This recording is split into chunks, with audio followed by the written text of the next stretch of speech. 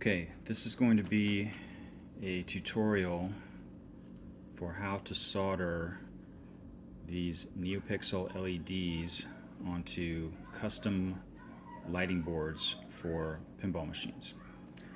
I'm going to walk through this step by step for people who already have the boards and they want to put the LEDs and the capacitor on these things. Okay.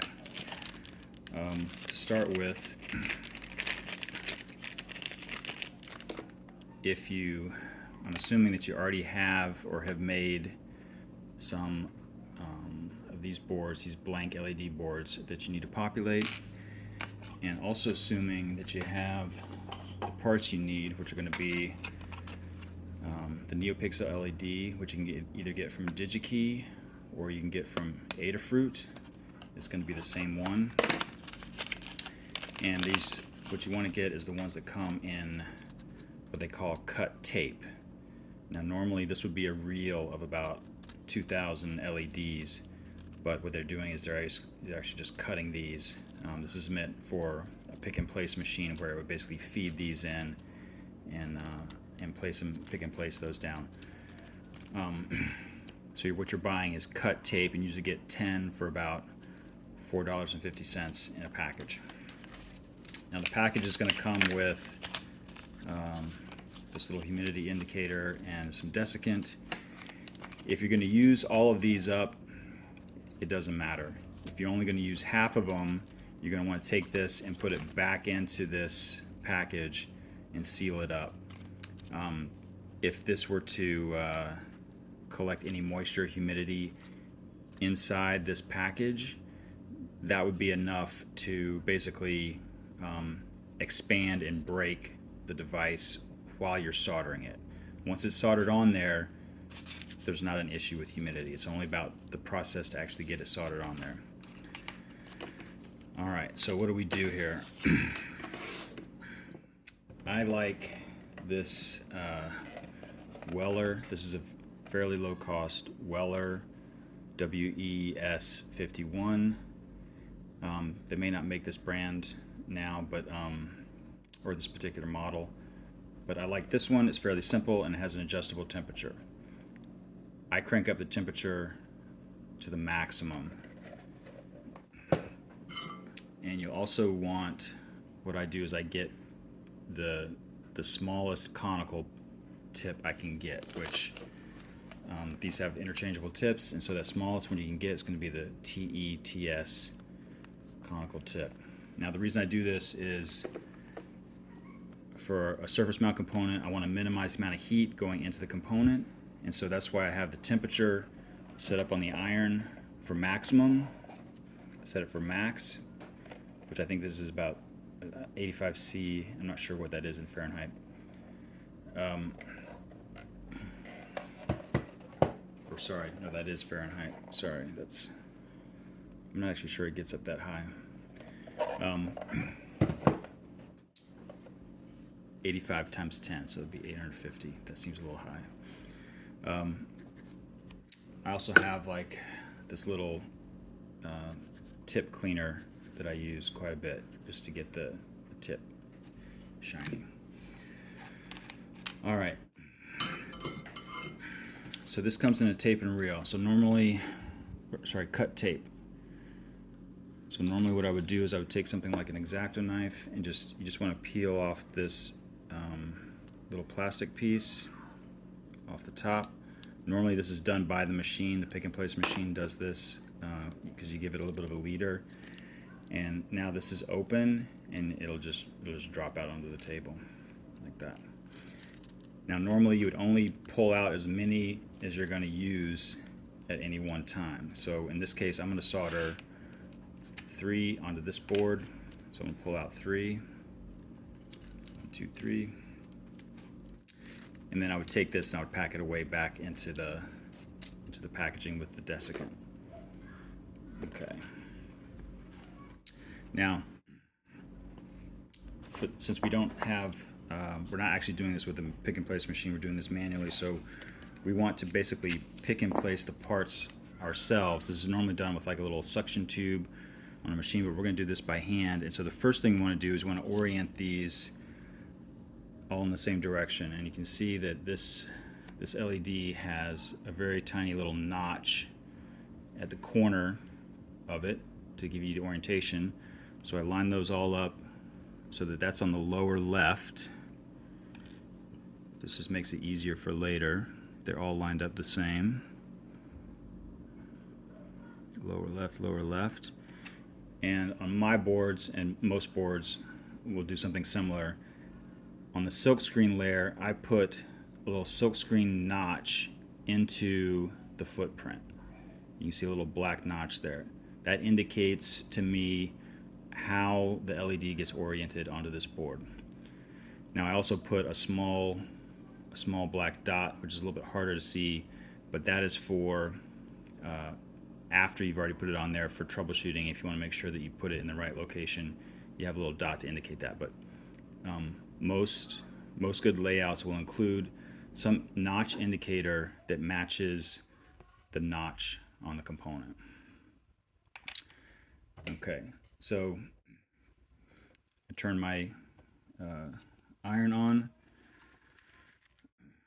For this very small work, I try to use at least a 1/13 of an inch, or sorry, 32nd of an inch solder, which is pretty small. You can actually get that even smaller if you want, but this 32nd of an inch is going to be small enough. You're not going to want to try to do anything bigger than that. You can see this for scale. It's about like that. All right, so my iron's warming up. So what I'll do is I line these up. I'll take a piece of tape, blue tape, like this. I'll use it to pick up the LED. Pick up the LED by its edge there, so I can still see the tabs where it gets soldered to. I'm going to put it, I've oriented my board like this, so I'm going to put it on this one here, since that's where the one that has the notch in the lower left.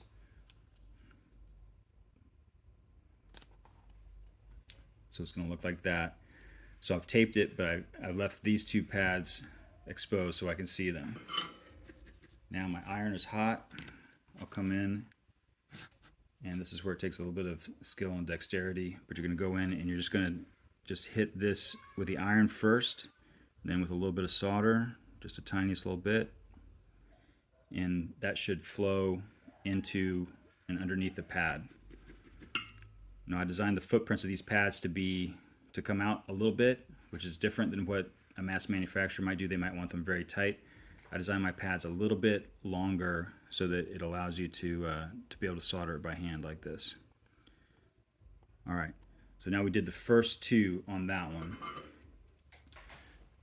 Now normally I will go ahead, I only want to tack the first two. I'll do all of those and then I'll come back and I'll hit the other sides. So now I'm taking the board, I'm going to rotate it to where this notch is now in the lower left. I'm going to grab my next LED, put it on there like that, and then I'm going to solder this one.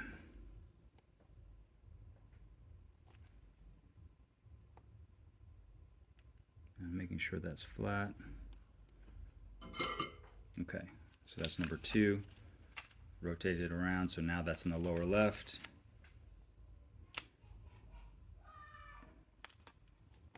And you're basically trying to get that LED like right in the center of its footprint. Okay. So now I've done the first two pins on all three of these LEDs. So you can see the first two pins here on each LED have been soldered. Now there's two other ones that are still open. So now I'm going to go back and I'm going to hit those two on each LED. All right.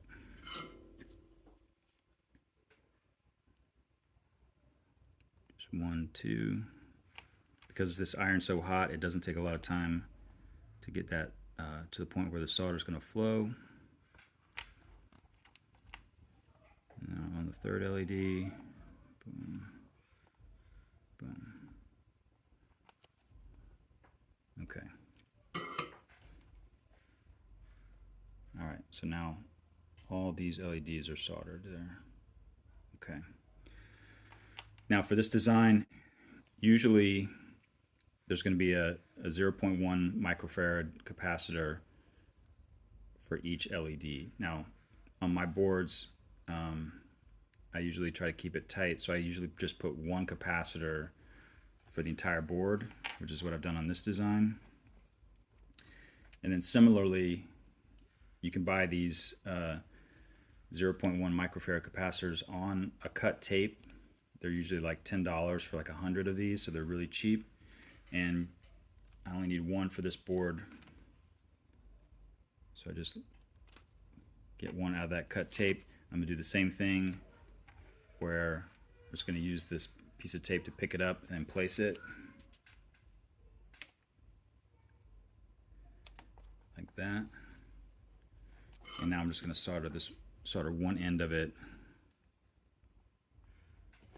and then I can pull the piece of tape up, flip it around, and solder the other side.